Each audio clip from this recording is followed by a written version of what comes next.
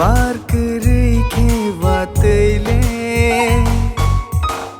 बाहाय गथ गै माना शावै Kalan di jadu angle bahay ke tongai ho nang kadai khe jadu angle bahay mo changai tong nai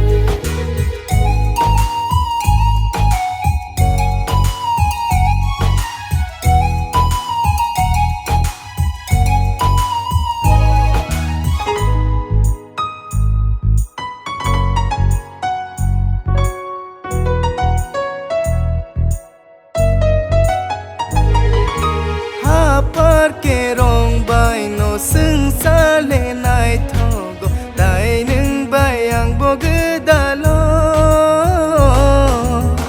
ni ni mung bai no wa ni mung ang si pung phola ni ni ung khai mang ani ang si pung no bar kare khewa tele bahay gotho gay mana shawai klang di jadu ang le bahay ke tongai ho nang kadai khe jadu angle bahay mo changai manai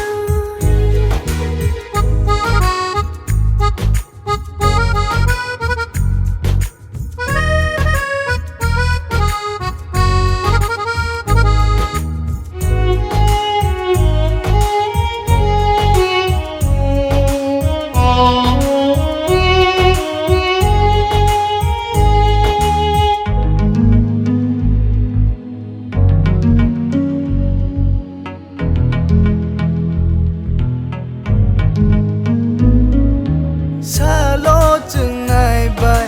horo chungai no sini sa song ngai tongo thiya shatni ko rima be bakno go hamjak ma phuno manya khawo le tongo nang